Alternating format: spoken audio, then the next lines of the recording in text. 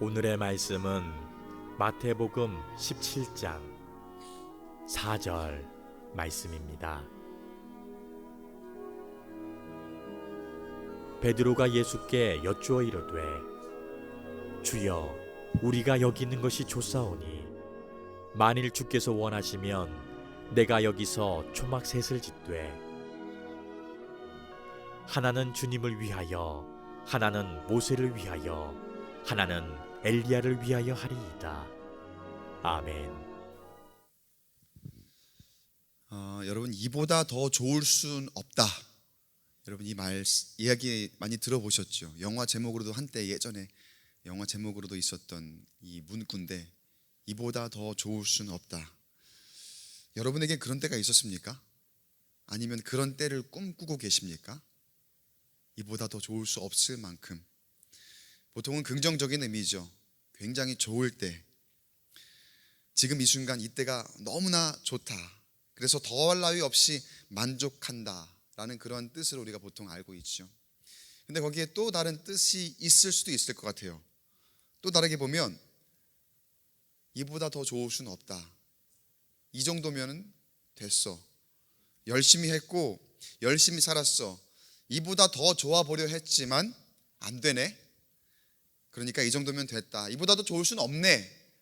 또 어감을 조금 바꾸면 이렇게도 생각할 수 있겠죠. 이보다 더 좋을 수는 없다는 뜻이요.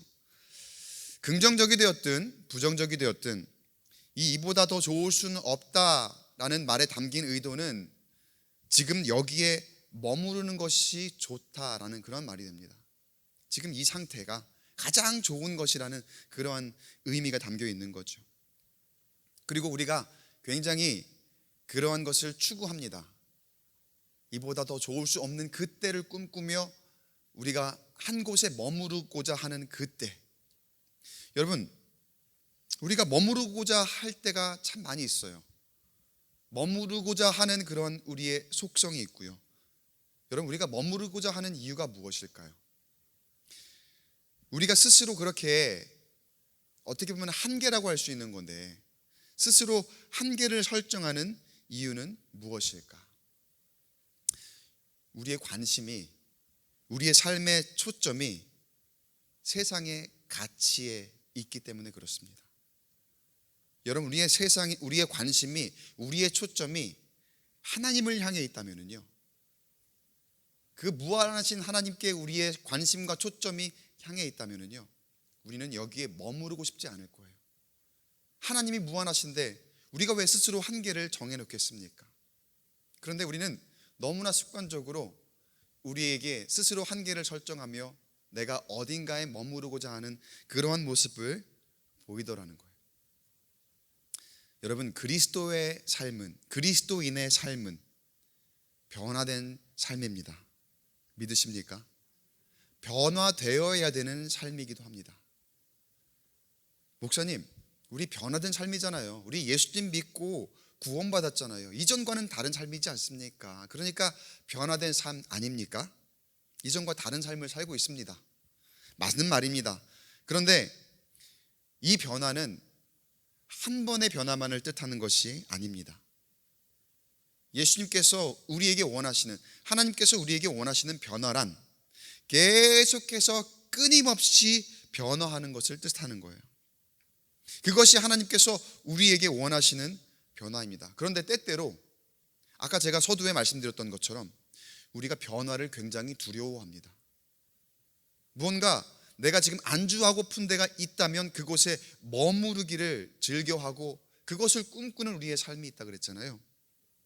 그래서 변화를 두려워하는 그런 모습이 있어요. 앞으로 일어날 일에 대해서 우리가 알지 못하잖아요.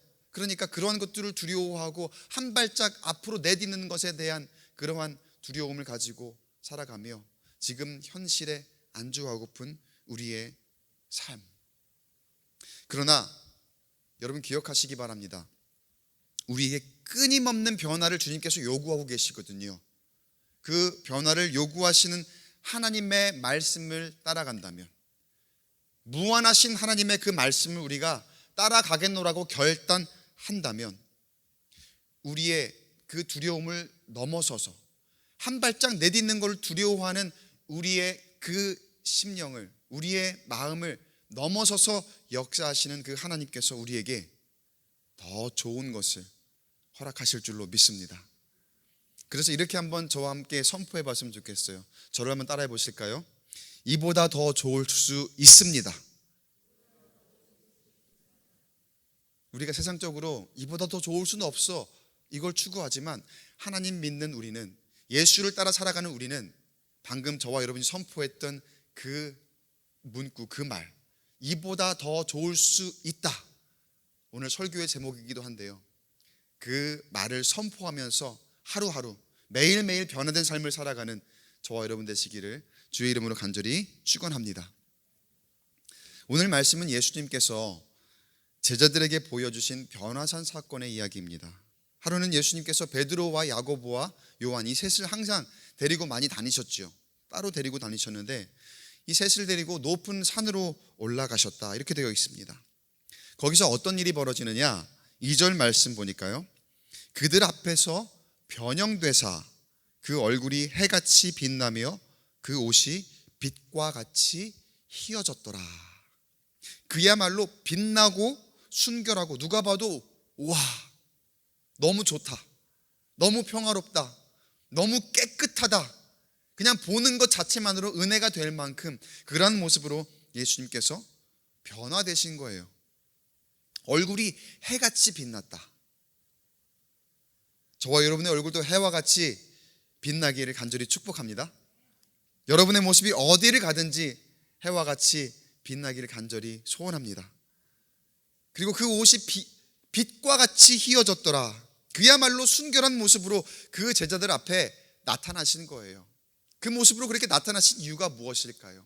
예수님의 그 거룩하고 놀라운 신성에서 다시 한번 보여주시는 것이기도 하면서 동시에 제자들에게 보여주시는 거죠. 너희들도 이같이 순결하라, 너희들도 이같이 빛이 나거라, 이렇게 말씀하시는 그런 장면이거든요. 예수님께서 우리가 추구해야 할 그 변화의 모습을 몸소 보여주신 거예요.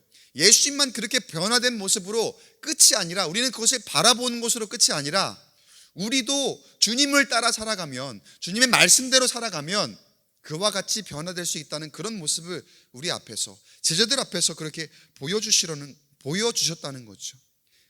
그 말은 곧 다시 말하면 우리가 그렇게 변화되어야 된다는 것을 주님께서 그 앞에 보여주시며 말씀하고 계신 겁니다.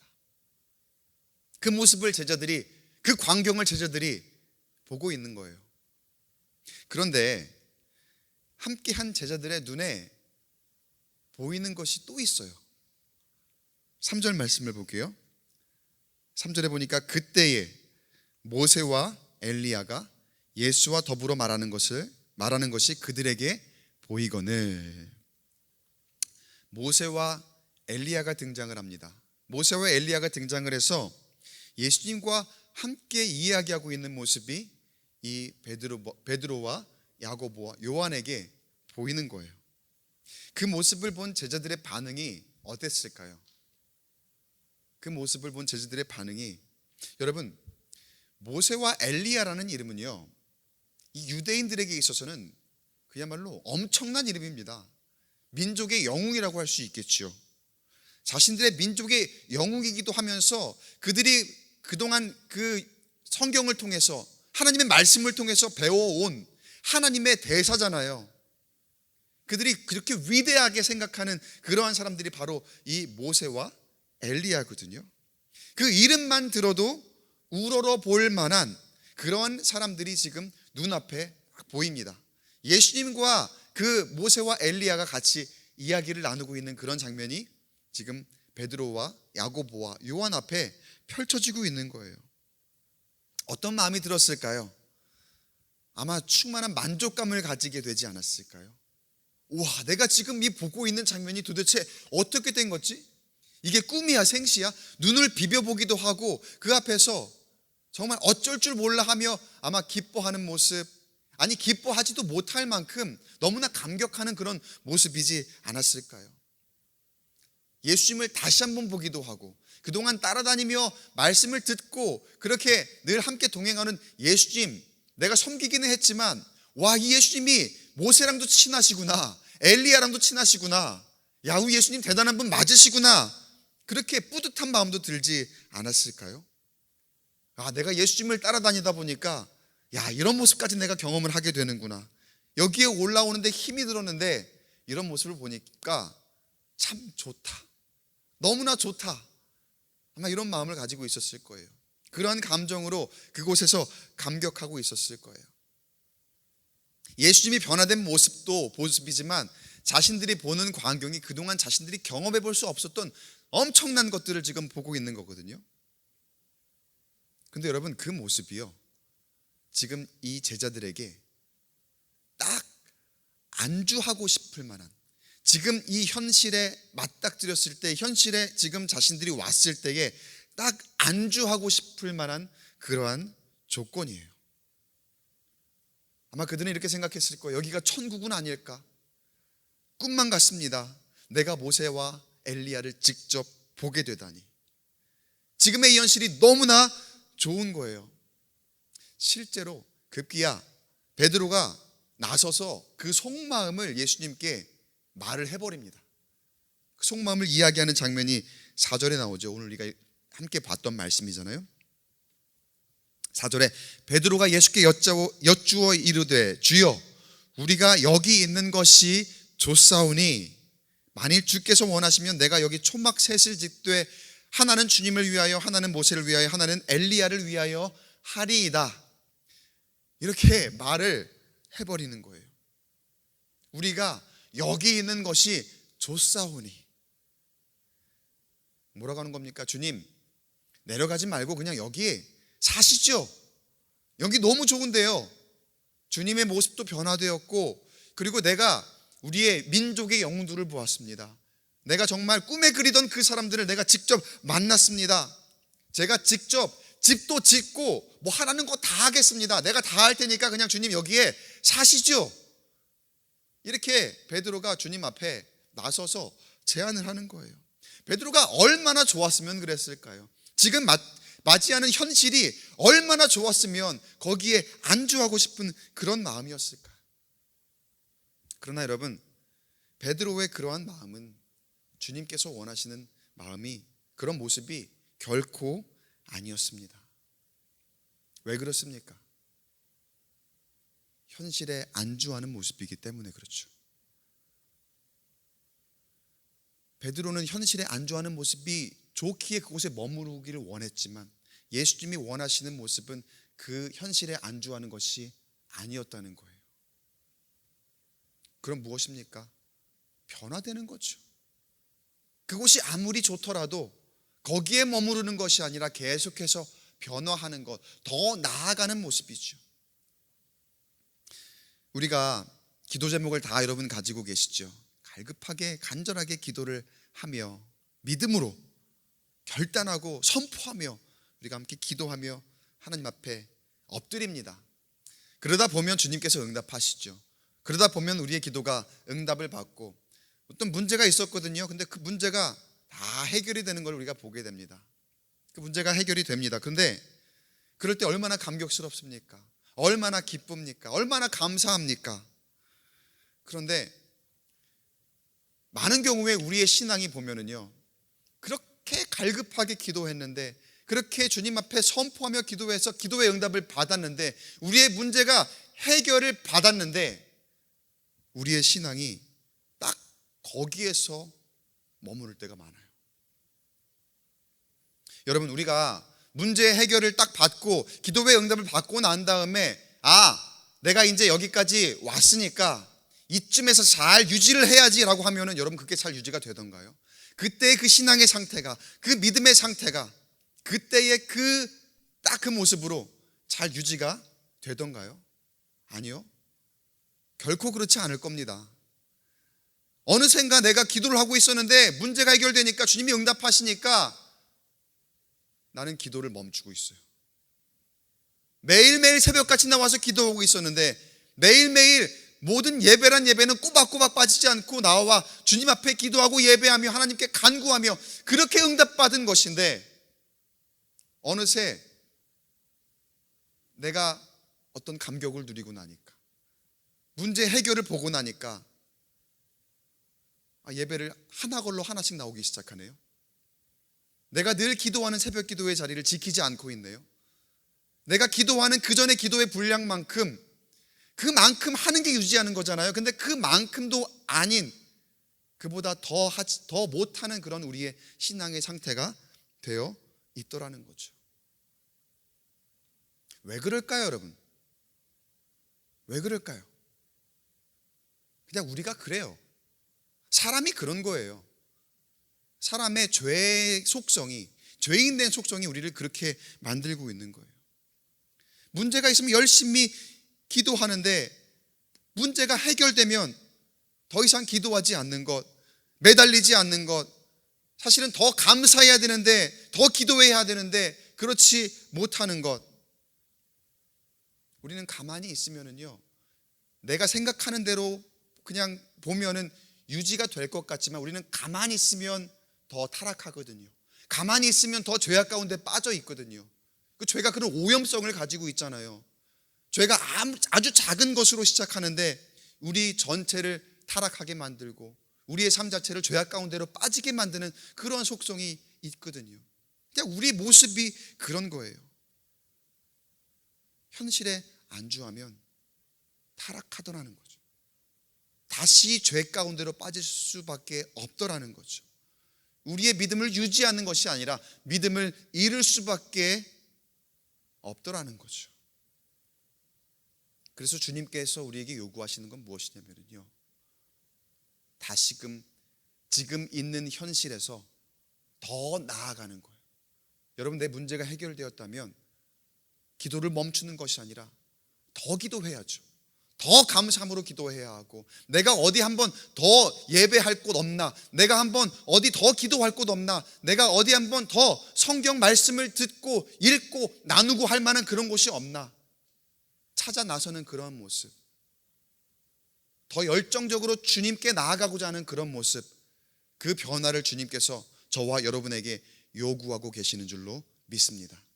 문제가 해결되었다면 해결된 그 모습 안에 그 모습에 안주하지 마시고 더 나아가 더욱 열심히 기도하는 저와 여러분 되시길 주의 이름으로 간절히 축원합니다.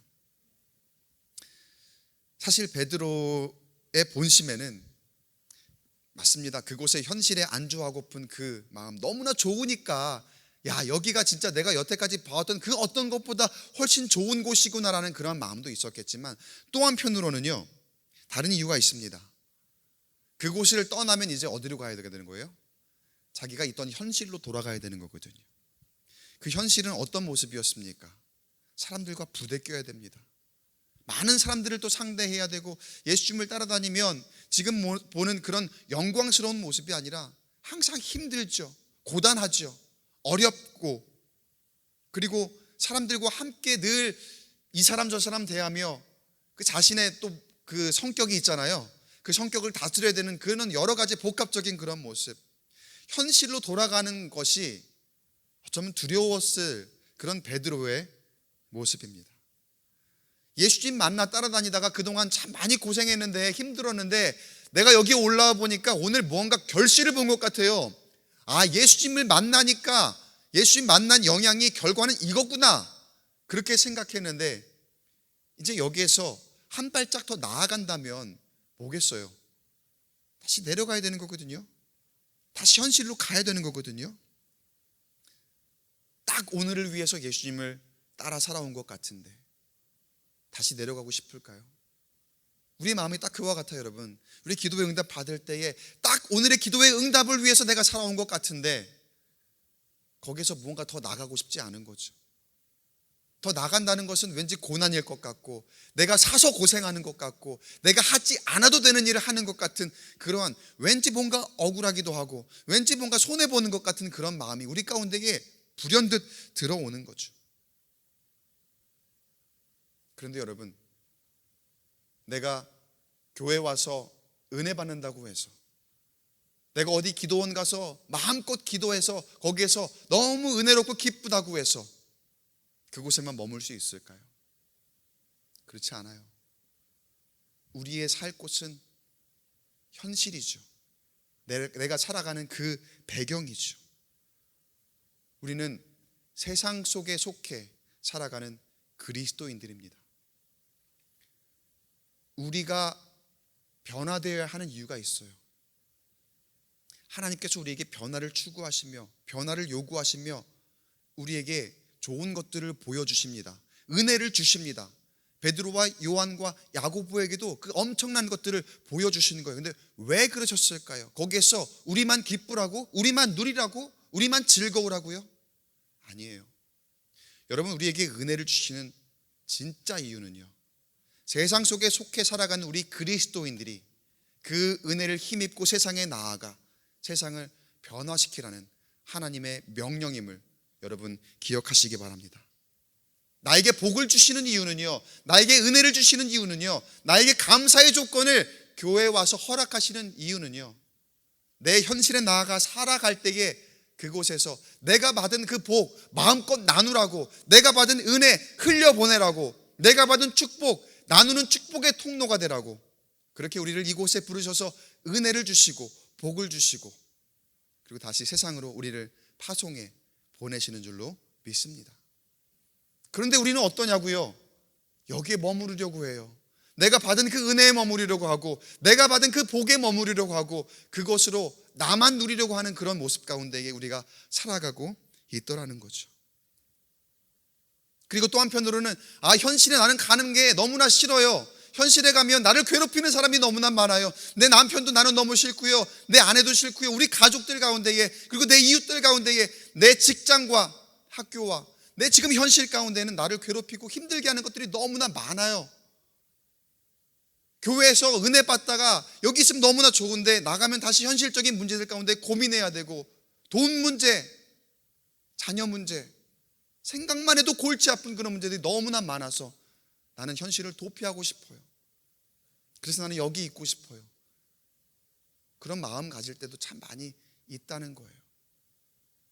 그러나 여러분, 오늘 말씀을 들은 저와 여러분, 하나님께서 우리를 그 세상 가운데에 거할 때에 우리에게 오늘 부어주신 그 은혜와 축복으로 능히 이길 수 있게 인도하실 줄로 믿습니다. 능히 감당할 수 있도록 능력 더하실 줄로 믿습니다. 두렵지만,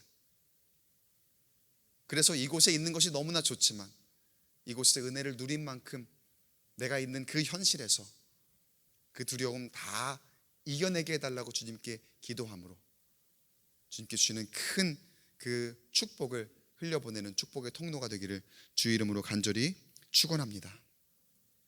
자, 그런데 모세와 엘리야의 초막을 짓겠다고 하며 그곳에 머무르자고 했던 이 베드로의 모습을 다시 한번 주목해 볼게요. 우리의 삶이 이 베드로를 닮아 있을 때가 참 많이 있습니다. 자, 예수님을 여태 따라왔고요, 지금도 예수님을 따라서 산에 올라온 베드로였습니다. 그런데 예수님과 함께 이야기를 나누는 모세와 엘리야를 봅니다. 그리고 그들을 보는 즉시 이 베드로의 관심이 이 모세와 엘리야에게 가기 시작합니다. 다시 말하면 예수님께 집중하지 못하고 있는 모습이에요.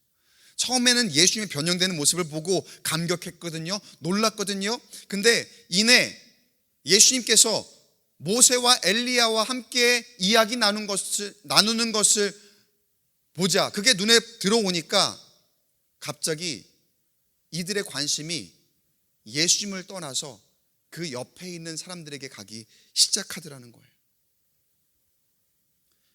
여러분, 우리가 예수를 믿는다 하지만 그 곁에 부수적인 것에 눈이 갈 때가 얼마나 많이 있습니까? 우리가 교회에 나와 예배하고 찬양하고 이 모든 목적이 주님을 경배합니다, 예수님을 따라 삽니다, 하나님을 예배합니다, 이렇게 말을 하지만 예수님이 중심이 아니라 예수님 곁에 있는 모세와 엘리야에게 눈이 간 베드로처럼 우리도 예수님 만나기 위해 교회에 온다 하지만 온갖 사람들과의 관계와 또 나의 명예를 위한 그런 모습일 때가 얼마나 많이 있습니까? 그래서 중심이 처음에는 예수님이라고 생각하고 나왔는데 어느샌가 사람들에게 내가 인정받으려고 하는 그런 모습, 나의 의가 드러나고자 하는 그런 모습으로 우리는 변화를 추구해야 되는데 변질되어 있는 그런 모습일 때가 참 많이 있더라는 거예요. 아까도 말씀드렸지만 이게 내가 의도해서라기보다는요, 나도 모르는 사이에 내가 머무리려 하는 그 곳에 나의 죄성이 나를 그곳으로 그렇게 유도해 갑니다. 그러나 여러분 기억하시기 바랍니다. 세상적인 그 가치는요, 다 신기루 같은 거예요. 언젠가는 다 사라질 것들. 우리의 영적인 건강에 아무런 도움이 되지 않습니다. 바라기는 여러분 예수님 한 분을 바라보시길 간절히 축원합니다.